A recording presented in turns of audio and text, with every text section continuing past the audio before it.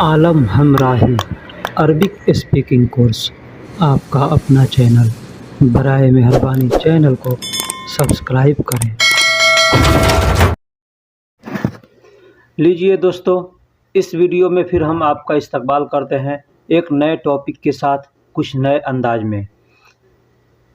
जैसे अरबी में गुम बदरी यानी जल्दी उठो। कोई आदमी सोया है, उसको हम कहते हैं कि जल्दी उठो, तो कहेंगे गुम बदरी। या कोई बैठा है तो कहेंगे जल्दी उठो यानी गुम बदरी।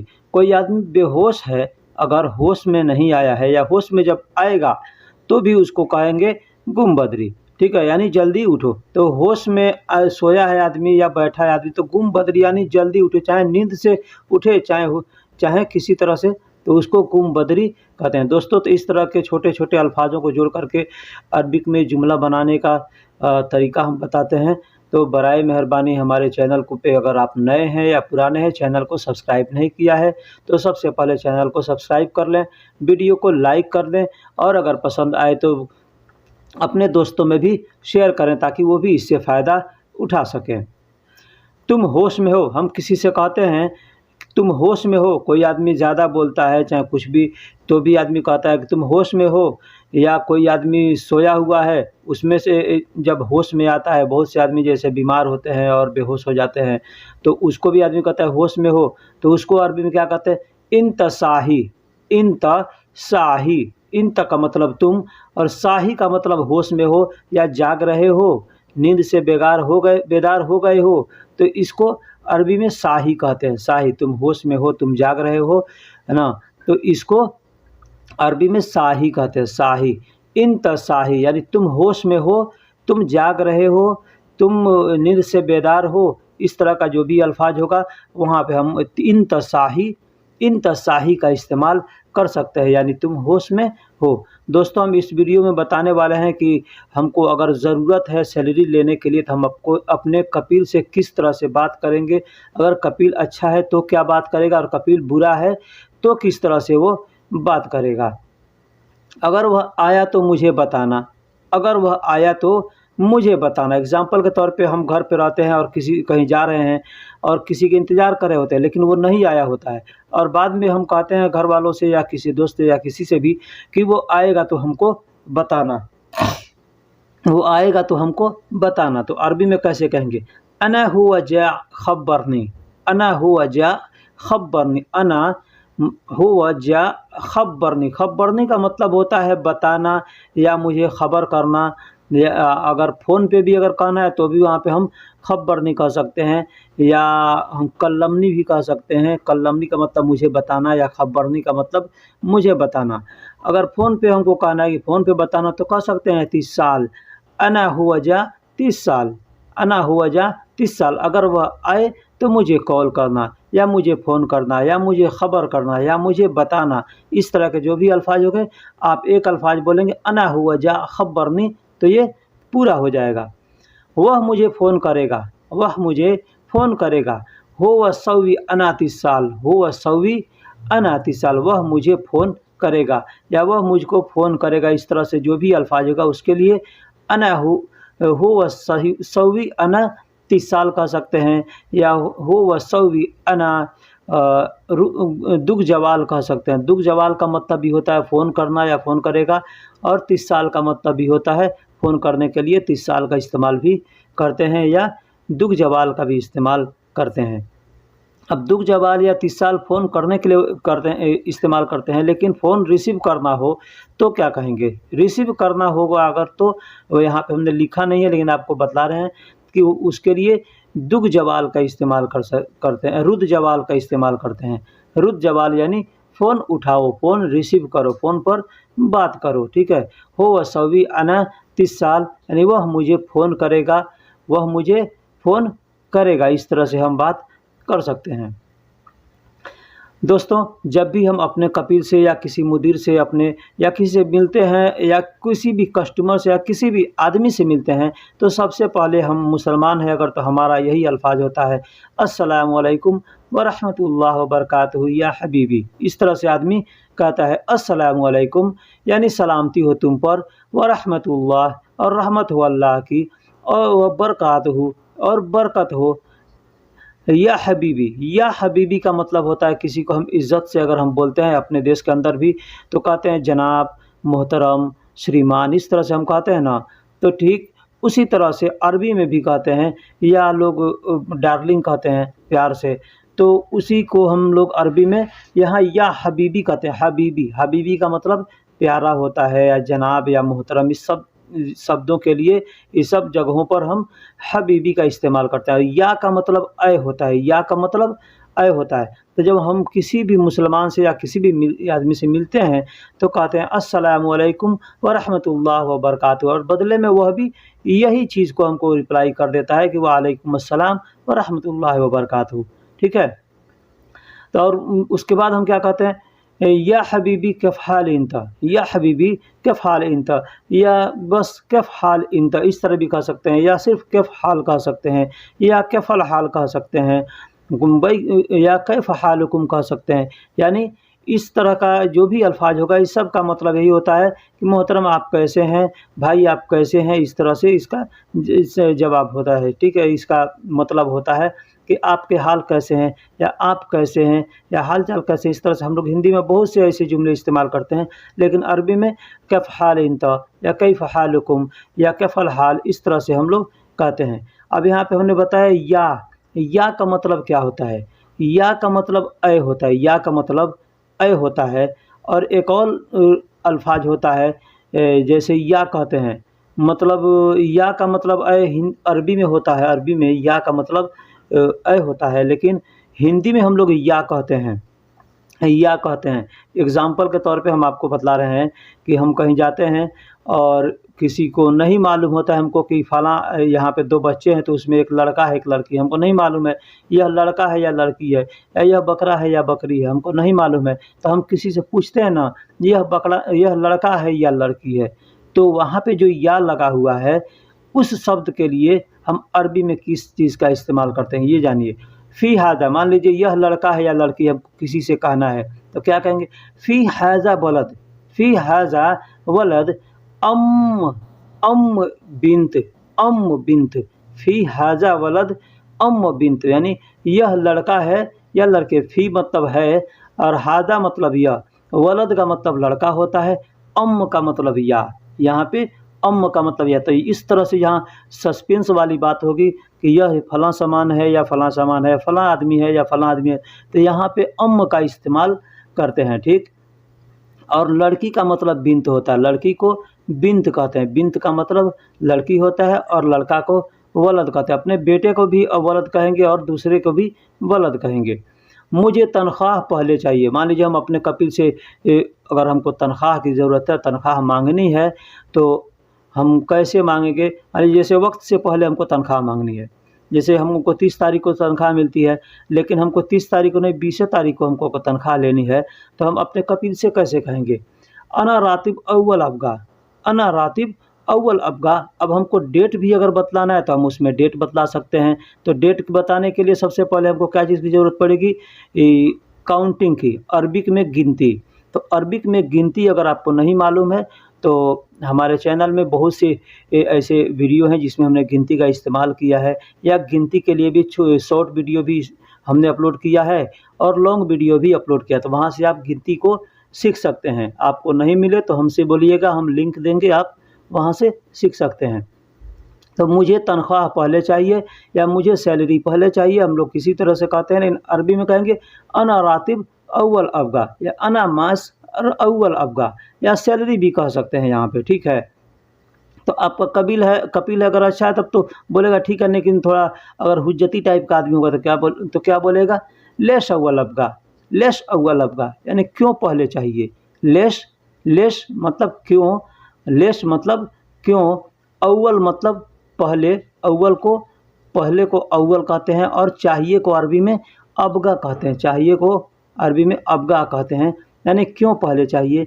तो लेश अव्वल अबगा, यहाँ पे लेश की जगह पे आप लिमाज़ा का भी इस्तेमाल कर सकते हैं। लिमाज़ा मतलब क्यों, माज़ा मतलब क्या होता है, और लिमाज़ा मतलब क्यों होता है। ठीक है। तो यहाँ पे लिमाज़ा का भी इस्तेमाल कर सकते हैं। लिमाज़ा अव्वल अबगा, लिमाज़ा अव्वल अबगा, यानी ये क्यों पहले चाहिए, इस तरह से आदमी पूछ देता है। बहुत से अच्छा भी होता है आदमी तो भी पूछ देता है, या अच्छा नहीं है तो भी पूछ देता है कि क्यों पहले चाहिए, क्यों पहले चाहिए। तो बहुत से लोग ऐसे होते हैं कि हुज्जत टाइप के होते हैं, हुज्जती टाइप के होते हैं, हुज्जत करते हैं। तो ये लोग ऐसे कह सकते हैं। लेश अव्वल अबगा, मतलब क्यों पहले चाहिए। अब अव्वल की जगह पे गबल का भी इस्तेमाल लोग कर सकते हैं। लेश गबल अबगा यानी क्यों पहले चाहिए। तो मुझे पैसों की सख्त ज़रूरत है, मुझे पैसों की सख्त ज़रूरत है, या मुझे पैसों की ज़्यादा ज़रूरत है, या मुझे पैसों की बहुत ज़रूरत है। इस तरह से आदमी कहता है ना, हिंदी में या उर्दू में कई जुमले होते हैं। लेकिन अरबी में हमको कहना होगा तो क्या कहेंगे, अना फ़ुलूस वाजिद ज़रूरी, अना फ़ुलूस वाजिद ज़रूरी। अब ज़रूरी को यहाँ दरूरी दरूरी भी लोग कहते हैं, ठीक ठीक है। होता ज़रूरी ज़्वाद से लिखा जाता है, ज़्वाद से लिखा जाता है, ज़्वाद को ज़रूरी कहते हैं, ज़रूरी। आपको अगर मखरज मालूम है, आपको अरबी पढ़े हैं तो मालूम होगा कि ज़रूरी कहते हैं। लेकिन लोग जाहिलियत में दरूरी दरूरी कहते हैं, द्वाद को द्वाद कहते हैं, लेकिन द्वाद नहीं होता, ज़्वाद होता है। तो ज़्वाद को ज़रूरी कहते हैं, लेकिन लोग दरूरी दरूरी कहते हैं, ठीक है।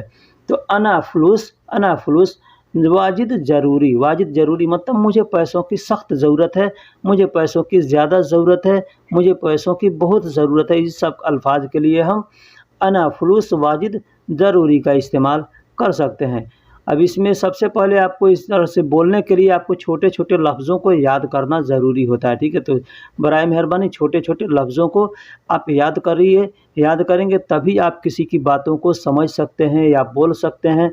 अगर आप सोचेंगे डायरेक्ट कि हम एक ही बार पूरा अच्छे से बोलना सीख जाएँ, तो नहीं सीख पाएँगे। बहुत से भाई हैं जो हमको कमेंट कर रहे हैं, मैसेज कर रहे हैं कि भाई इस टॉपिक पे वीडियो बनाइए, इस टॉपिक पे वीडियो बनाइए। तो भाई किसी भी टॉपिक पे वीडियो हम बनाएँगे, बना सकते हैं, बना देंगे, लेकिन और बनाते भी हैं। लेकिन आपको वो तभी मालूम हो पाएगा जब आपको छोटे-छोटे लफ्ज़ों को इस्तेमाल करेंगे। ऐसा नहीं है कि आप सोच रहे हैं कि हम एक ही चीज़ इस्तेमाल याद कर लें, डायरेक्ट घुट्टी की तरह से पी लेंगे तो याद हो जाएगा, तो नहीं। आपको हर लफ्ज़ों को याद करना पड़ेगा, ठीक है। हर अल्फाज को याद करना पड़ेगा, ताकि जो काम में आने वाला है वो भी, जो काम में नहीं आने वाला है उसको भी आपको इस्तेमाल करना, याद करना पड़ेगा, तब आपको जा कर के सही से ढंग आएगा।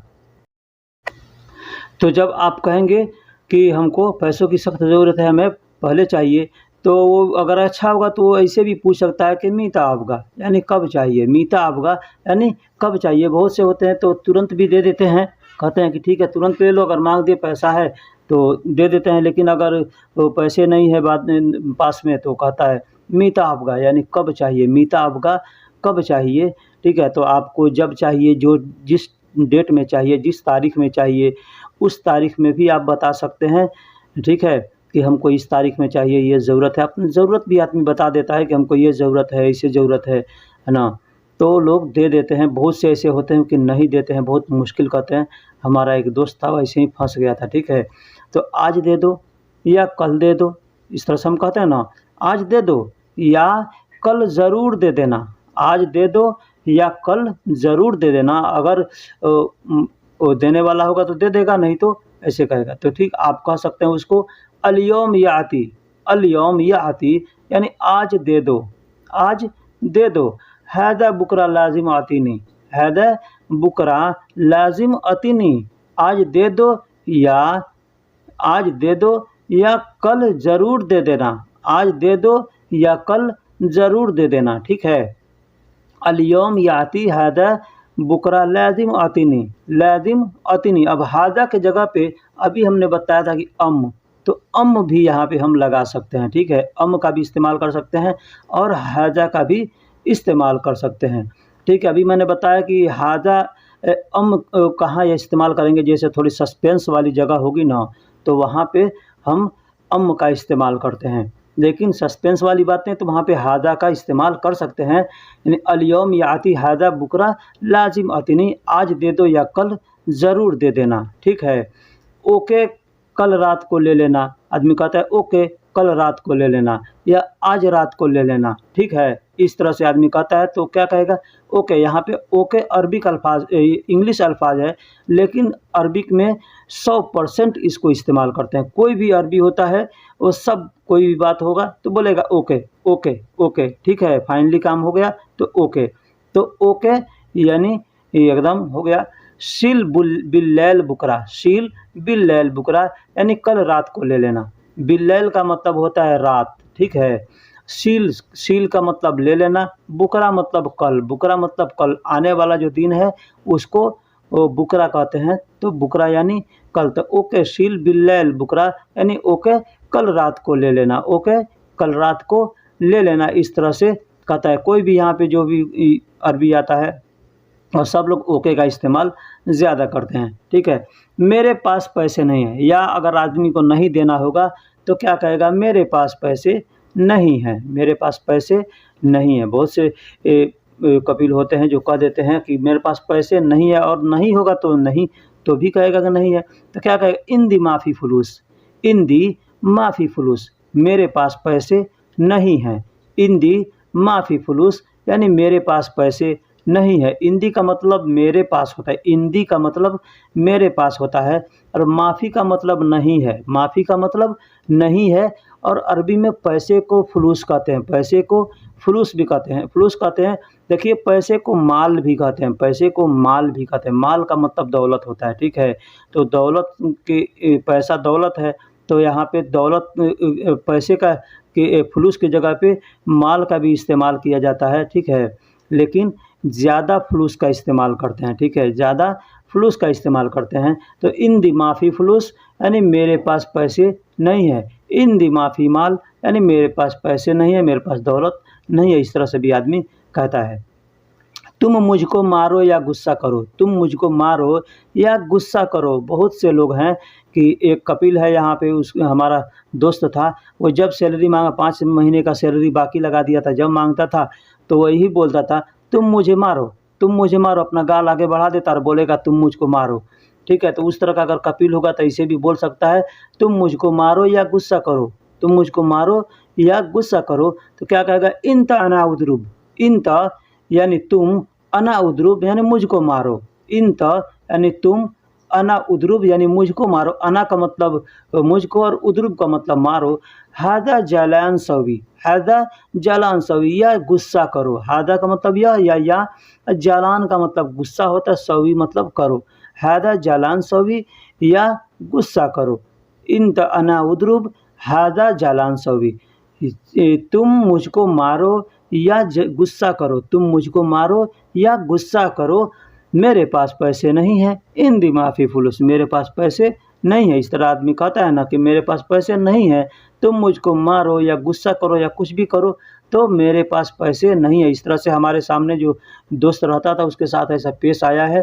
उसका कपिल 5 महीने का सैलरी रोक लिया था, और जब वो मांगता था अपना गाल आगे बढ़ा देता, उसका हाथ पकड़ के अपने गाल पे चट चट मारता और बोलता कि इन दिमाफ़ी फुलूस, इन दिमाफ़ी फुलूस, मेरे पास पैसे नहीं है। और यही सेम अल्फाज इस्तेमाल करता था कि इंत अना उद्रुब हादा इंत जालान सवी इंत उद्रुब, यही अल्फाज को इस्तेमाल करता कि इन दिमाफ़ी फुलूस, तुम मुझको मारो या गुस्सा करो, कुछ भी करो, हमारे पास पैसे नहीं है। अंत में क्या हुआ, उस आदमी को चुपचाप वहाँ से ताला चाबी छोड़ करके और अपना सामान लेकर के घर भागना पड़ गया, ठीक है। तो इस तरह से बहुत से ऐसे अरबी हैं जो करते हैं, बहुत से हरामी टाइप के होते हैं तो करते हैं, ठीक है। तो आपके साथ भी ऐसा हो तो इस तरह से आप बात कर सकते हैं। इसलिए हमने इस वीडियो को याद आया तो हमने बना दिया कि हबीबी तुम्हारे पास पैसे नहीं हैं, हबीबी इंदक माफ़ी फुलूस, इंदक माफ़ी फुलूस, हबीबी तुम्हारे पास पैसे नहीं हैं, यानी हबीबी इंदक माफ़ी फुलूस। इंदक का मतलब तुम्हारे पास होता है, इंदक का मतलब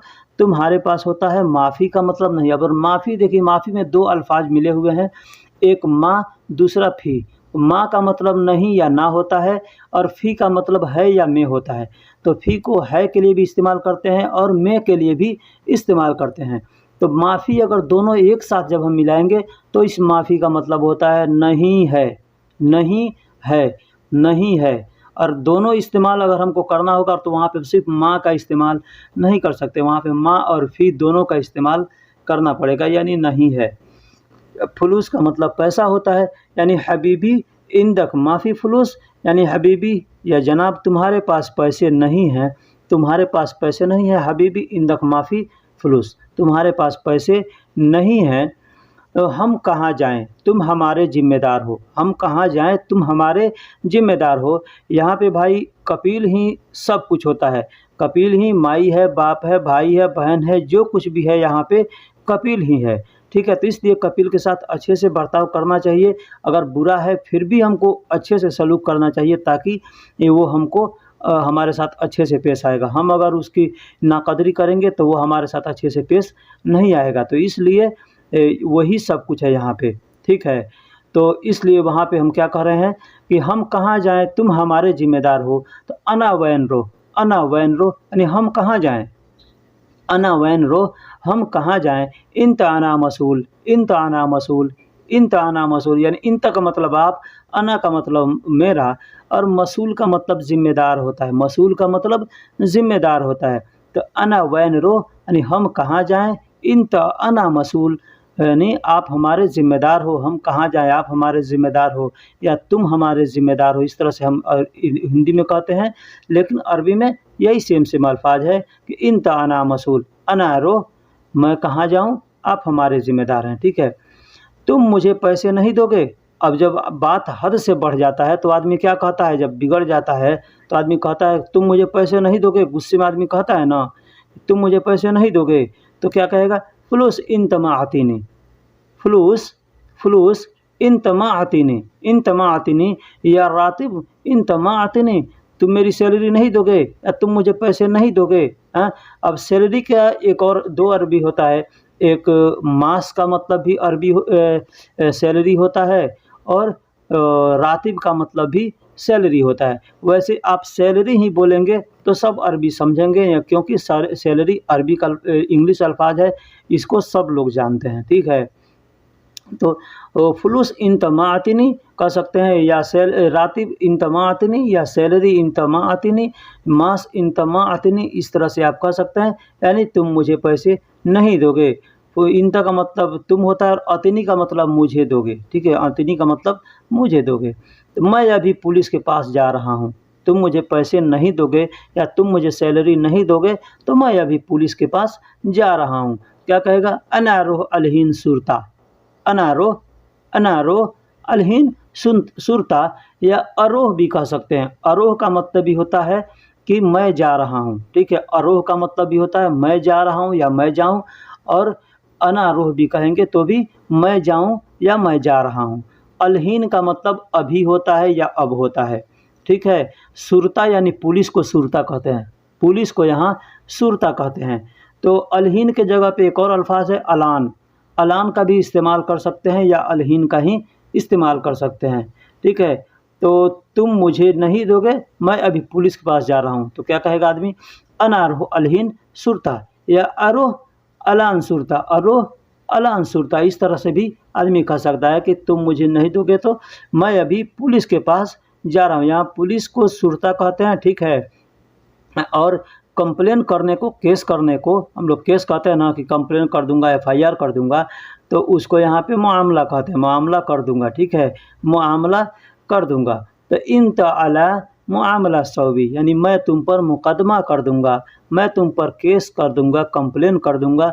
हिंदी में हम जितने भी चाहें जुमले कहें, लेकिन अरबी में इस तरह से बोलेंगे, व इन तला, व इन तला, व इन तला मामला सौवी। व इन मतलब और तुम पर, अला का मतलब तुम पर होता है। व इन अला मतलब तु और तुम पर, व का मतलब और, इन का मतलब तुम, और अला का मतलब पर होता है। अला का मतलब पर होता है या ऊपर होता है। ठीक है? तो मैं तुम्हारे ऊपर मामला कर दूंगा या मैं तुम पर मामला कर दूंगा, बात सेम है।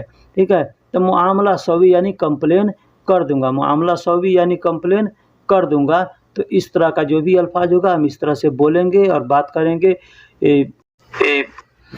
और तुम पर मुकदमा कर दूंगा। तो इस तरह का जो भी अल्फाज होगा हम उसके लिए इस तरह अरबी में बोल सकते हैं, व इन ताला मुआमला सौवी, मुआमला सौवी यानी मामला कर दूंगा, कंप्लेन कर दूंगा। ठीक है? तो आपको सबसे पहले छोटे-छोटे लफ्ज़ों को याद करना होगा भाई। मैं हर वीडियो में बताता हूँ कि आप छोटे-छोटे लफ्ज़ों को याद करें। छोटे-छोटे लफ्ज़ को अगर याद कर लें, अगर आपको एबीसीडी नहीं याद होगा, तो फिर कैसे आप एबीसीडी को पढ़ सकते, कुछ भी लिखा हुआ तो पढ़ सकते हैं। तो सबसे पहले एबीसीडी याद करना होगा, यानी क, ख, ग, घ या अलिफ बे याद करना होगा। तो ये अलिफ बे है, समझिए। छोटा-छोटा जो अल्फ़ाज़ है हमको सीखने के लिए अलिफ बे है, इसको हम याद कर लेंगे तभी हम जुमला बना कर के बोल सकते हैं। फिर मिलते हैं किसी अगले वीडियो में, तब तक के लिए अल्लाह हाफ़िज़। आलम हमराही अरबिक स्पीकिंग कोर्स, आपका अपना चैनल। बराए मेहरबानी चैनल को सब्सक्राइब करें।